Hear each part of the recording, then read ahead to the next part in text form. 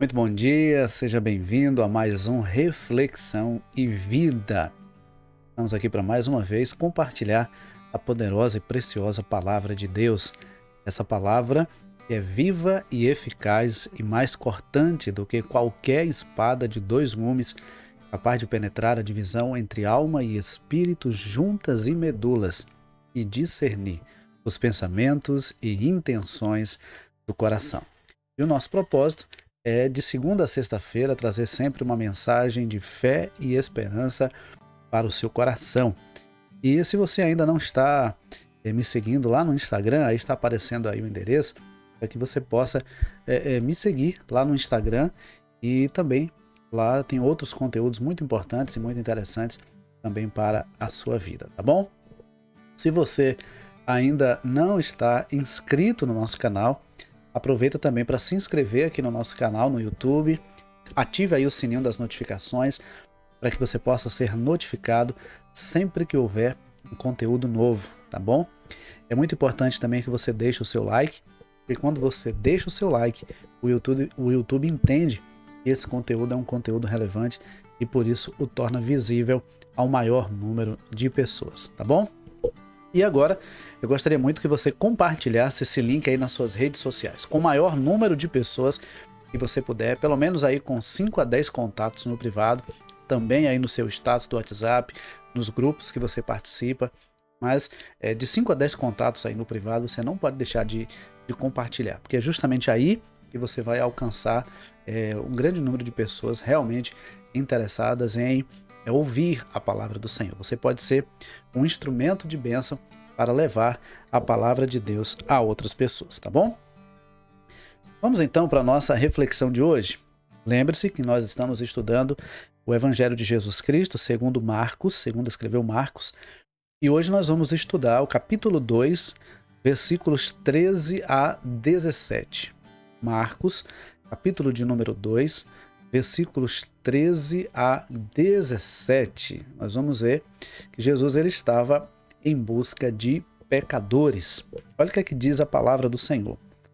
Jesus saiu novamente para a beira-mar e toda a multidão ia até ele, e ele os ensinava. Lembra-se que ontem, inclusive, eu destaquei que quando Jesus estava ali naquela casa em Cafarnaum, uma multidão de pessoas estava ali e Jesus estava anunciando a palavra. E aqui nós vemos também que uma multidão vai até Jesus, uma multidão segue Jesus e Jesus anuncia a palavra, Jesus ensina a palavra. Quando ia passando, viu Levi, filho de Alfeu, sentado na coletoria e disse-lhe: segue-me. E levantando-se, Levi o seguiu. Quando Jesus estava à mesa na casa de Levi, estavam também ali muitos publicanos e pecadores sentados junto dele e de seus discípulos, pois eram em grande número e o seguiam. Os escribas do partido dos fariseus, vendo que ele comia com publicanos e pecadores, perguntavam aos discípulos: por que ele come com publicanos e pecadores?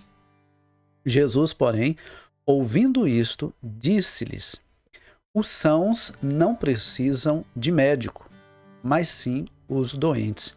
Eu não vim chamar justos, mas pecadores. Olha só, aqui eu já começo destacando que aqui em Marcos nós lemos Levi. Se você for ver esse mesmo texto em Mateus e Lucas, o texto se refere a Mateus. O fato é que esse homem, Levi, Mateus, ele era um cobrador de impostos. Quando Jesus passa, ele está sentado na coletoria, o lugar onde ele ficava cobrando impostos, certo? Ele era um cobrador de impostos a serviço de Roma. E Jesus passa e olha para aquele homem e o convida para segui-lo. Jesus o chama para segui-lo. Versículo de número 14 diz que quando Jesus ia passando, viu Levi, filho de Alfeu, sentado na coletoria e disse-lhe: segue-me. Levantando-se, Levi o seguiu. Olha só nesse versículo 14 a gente já encontra aqui uma série de lições importantes para a nossa vida. Primeira coisa que a gente aprende aqui nesse versículo 14 é que Jesus nos vê. Jesus viu Levi. Jesus viu aquele homem sentado na coletoria. Veja, Jesus estava com uma multidão seguindo. Havia muitas pessoas ali com Jesus. O texto diz, no versículo 13, que toda a multidão ia até Jesus e Jesus os ensinava. Jesus não estava sozinho. Jesus estava com uma multidão. Mas mesmo passando com aquela multidão, Jesus viu aquele homem. E aqui a gente percebe que Jesus realmente ele vê cada um de nós individualmente. Ele percebe cada um de nós. Nós não somos apenas mais um no meio da multidão. Nós não somos apenas mais um diante das milhões e milhões de pessoas espalhadas por esse Brasil afora. Nós não somos apenas mais um número. Deus, ele nos conhece na nossa individualidade. Ele nos conhece como nós realmente somos. Ele nos vê, ainda que todos os dias passem dezenas e dezenas de pessoas por nós e não nos percebam, Deus nos vê. Imagine quantas pessoas estavam ali com Jesus. O texto fala de uma multidão, nós não sabemos quantas pessoas eram. E todas aquelas pessoas passaram e talvez muitas delas sequer perceberam que Levi estava ali. Mas quando Jesus passa, Jesus vê. Não apenas vê fisicamente, mas Jesus percebe, Jesus identifica aquele homem como alguém que seria alvo da sua graça, alvo da sua bondade, do seu amor, da sua misericórdia, alguém que ele havia de alcançar e de transformar. Então, ele vê Levi como alguém, alvo da sua graça, do seu amor, da sua bondade e da sua misericórdia. Então, o texto diz que Jesus viu aquele homem. Aquele homem estava sentado na coletoria, estava trabalhando. Às vezes as pessoas pensam o seguinte, que Jesus só nos vê, que Deus só nos vê quando a gente vai à igreja. Não. Ele nos vê em todo o tempo. O Salmo 139, depois eu gostaria que você lesse esse salmo. O Salmo 139 é muito interessante. É um salmo atribuído, a autoria é atribuída a Davi.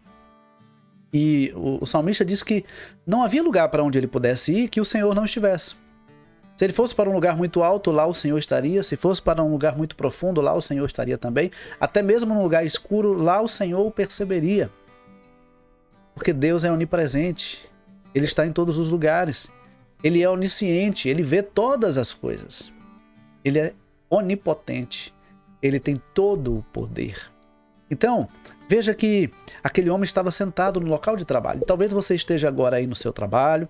Talvez você esteja agora se arrumando para trabalhar. Talvez você esteja ainda deitado aí na sua cama. Talvez você esteja na frente do seu computador ou com o celular na mão aí sentado no seu sofá. Eu não sei onde é que você está agora. O fato é que você está em algum lugar e Deus está aí te vendo exatamente onde você está. Ele te percebe, ele te vê. Ele sabe exatamente o que está passando no seu coração. Eu só consigo ver uma câmera diante de mim. Você está me vendo, eu estou apenas diante de uma câmera, mas você está me vendo. Mas Deus está aí te vendo. Vendo as dezenas de pessoas que estão nos assistindo nesse momento. E não apenas vendo fisicamente, mas está contemplando, está percebendo, está nos vendo exatamente como somos e o que estamos passando, e o que estamos sentindo, as lutas que temos enfrentado. Deus nos vê exatamente como nós estamos. Então o texto diz que Jesus passou e viu Mateus sentado ali na coletoria. E Jesus fez a ele um convite, ou talvez uma convocação, porque diante da resposta de Levi, talvez Jesus tenha feito uma convocação. O texto diz que Jesus passou e disse, segue-me. Jesus não negociou com ele, Jesus não fez uma proposta mirabolante, Jesus não fez uma proposta tentadora para ele, dizendo que iria dar um emprego para ele melhor do que o que ele estava. Jesus não disse para ele que cobriria a proposta ou o que ele ganhava ali naquele emprego, não. Jesus simplesmente disse, segue-me. E o texto diz que Levi se levantou e seguiu a Jesus. Por que ele fez isso? Primeiro porque o convite de Jesus é realmente poderoso. O convite de Jesus mexe com as nossas estruturas. O convite de Jesus mexe realmente conosco. Segundo, porque eu acredito que Levi já havia ouvido falar sobre Jesus. Não era a primeira vez que ele ouvia falar sobre Jesus, talvez não fosse nem a primeira vez que ele estivesse vendo Jesus. Ele já conhecia algo sobre Jesus. E ele decidiu confiar em Jesus, seguir a Jesus, crer em Jesus. Porque ele sabia que Jesus era um porto seguro. Jesus era alguém que transmitia segurança. Jesus era alguém que tinha autoridade no que fazia, no que falava. Em Jesus se podia confiar. Então ele abre mão do que ele estava fazendo para seguir Jesus. E aí nós vemos um detalhe interessante, porque o versículo 15 diz que quando Jesus estava à mesa na casa de Levi, olha, Jesus vai para a casa daquele homem. Provavelmente agora aquele homem convida Jesus para ir à sua casa e Jesus ali com aquele homem, a sua família e muitos outros que ali estavam, Jesus compartilha a palavra com eles, porque toda ocasião era uma oportunidade para se compartilhar a palavra. Então Jesus está sentado à mesa com eles. Observe que o texto diz: estavam também ali muitos publicanos e pecadores sentados junto dele e de seus discípulos, pois eram em grande número e o seguiam. Os escribas do partido dos fariseus, vendo que ele comia com publicanos e pecadores, perguntavam aos discípulos: por que ele come com publicanos e pecadores? Veja que os publicanos eram os funcionários públicos, homens que estavam a serviço de Roma. Então, veja que Jesus estava ali sentado à mesa com eles, Jesus estava comendo com eles. E Jesus então compartilha da palavra, Jesus compartilha do seu amor, da sua graça, da sua misericórdia ali com aqueles homens. Mas aquela atitude é muito interessante porque, veja, Levi vai para a sua casa, Jesus vai com ele, e ali havia uma multidão de outros publicanos e pecadores. Homens que também, por certo, já havia ouvido falar sobre Jesus, ou que naquele momento viram que Jesus estava indo à casa daquele homem, e eles foram também. Porque, por certo, entenderam que ali estava uma oportunidade de mudança de vida para eles. Ali estava uma oportunidade de mudar a sua história. Então aqueles homens vão até a casa de Levi e sentam-se com Jesus, comem ali com Jesus e ali ouvem uma mensagem de salvação. Tanto é que os escribas do partido dos fariseus, versículo 16, diz que eles, vendo que Jesus estava comendo à mesa com aqueles homens, eles perguntaram aos discípulos de Jesus por que Jesus estava comendo com publicanos e pecadores. Por que Jesus estava comendo com aqueles homens que, na visão daqueles religiosos, eram indignos de receber a salvação, indignos de receber o Salvador em sua casa? Então veja que Jesus ele tem um olhar diferenciado. Jesus ele olha para o ser humano de uma forma diferente. Para aqueles escribas e fariseus, aqueles homens, pecadores e publicanos, eram indignos da salvação. Mas para Jesus, aqueles publicanos e pecadores eram alvo da sua graça. Jesus olha para o ser humano de uma forma diferente. Talvez você já tenha sido vítima de algum tipo de discriminação. Talvez você já tenha sido alvo de algum tipo de crítica pela sua maneira de ser, pela sua maneira de viver, talvez pela sua condição socioeconômica, talvez pela sua criação familiar, talvez pela profissão que você exerce. Mas deixa eu dizer uma coisa para você, Jesus olha para você de uma forma diferente. Jesus olha para você como alvo da graça e do amor dele. Jesus olha para você e vê exatamente quem você é. Jesus olha para você e não contempla apenas o que está no exterior. Ele não vê apenas por fora, ele vê o seu coração. Ele vê o seu coração. Ele vê a sua alma. Ele vê você como você realmente é. Ele vê você como você se sente. Ele vê você na sua essência. E é interessante porque, veja, aqueles publicanos, aqueles escribas e fariseus, eles questionam aos discípulos de Jesus por que Jesus estava sentado comendo com publicanos e pecadores. E Jesus ouve essa pergunta, Jesus ouve esse questionamento. E Jesus resolve ele mesmo responder. E então, o versículo 17 diz: Jesus, porém, ouvindo isso, disse-lhes: os sãos não precisam de médico, mas sim os doentes. Eu não vim chamar justos, mas pecadores. Aí alguém poderia dizer assim: não, então aqueles homens eram justos? Não precisavam se arrepender? Não. Talvez eles se achassem justos.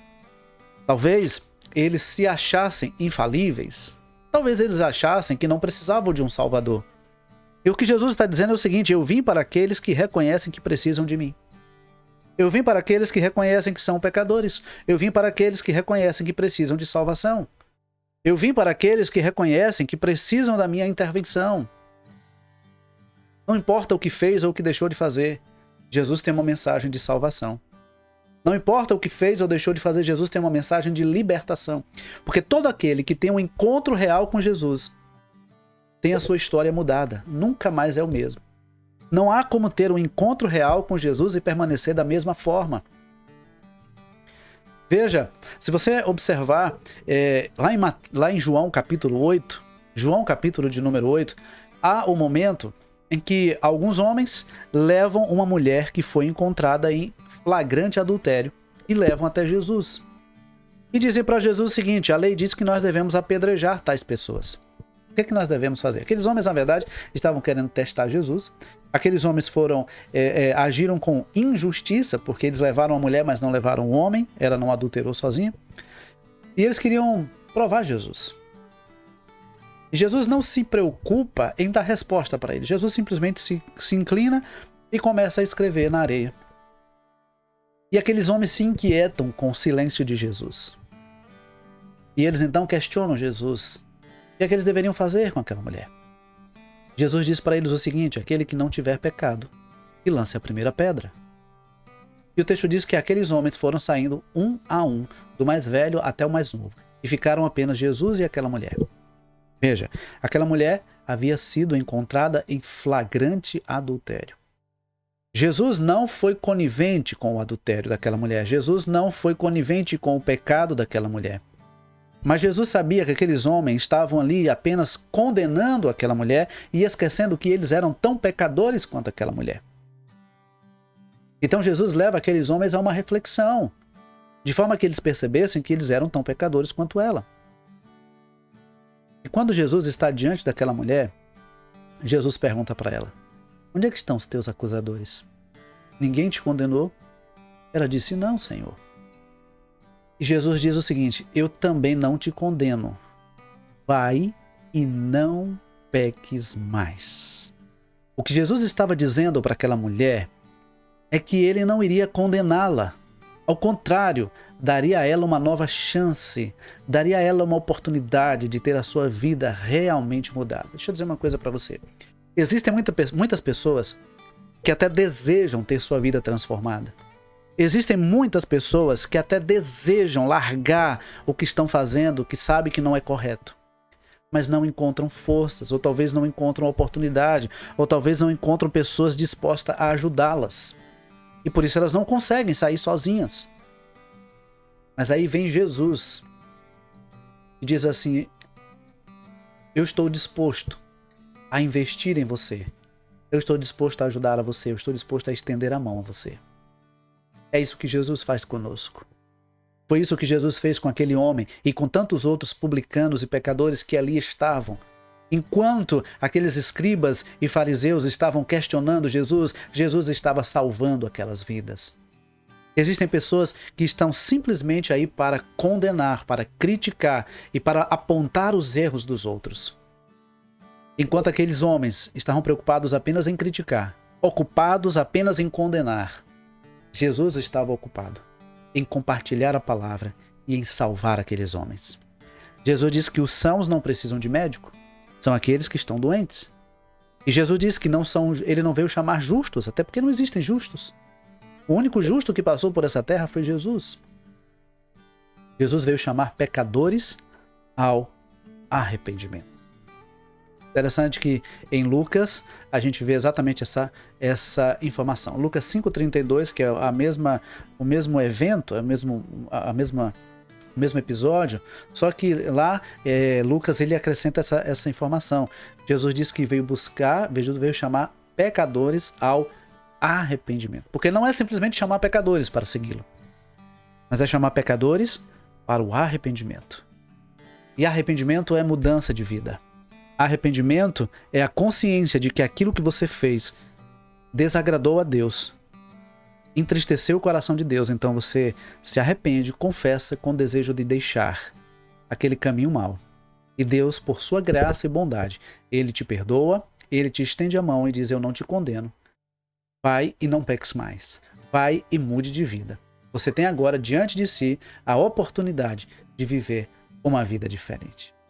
E eu quero finalizar a minha reflexão nessa manhã, dizendo para você que Jesus está também hoje com os braços abertos para te chamar e para mudar a história da sua vida. Que Deus te abençoe, que Deus nos conceda um ótimo dia e que Deus renove a cada dia as suas forças e que Deus te faça a cada dia um homem e uma mulher segundo o seu coração. Que você possa viver tudo aquilo que Deus tem preparado para você. Jesus mudou a vida daquele homem, Jesus mudou a vida daqueles homens que reconheceram que eram pecadores e precisavam de Jesus, e Jesus também pode mudar a sua vida hoje se você está precisando de uma mudança. Não importa o que você fez, importa se você está disposto a mudar. E se você está disposto a mudar, Jesus está disposto também a investir na sua vida e a mudar a sua história. Deus te abençoe, um forte abraço e até amanhã, se Deus quiser.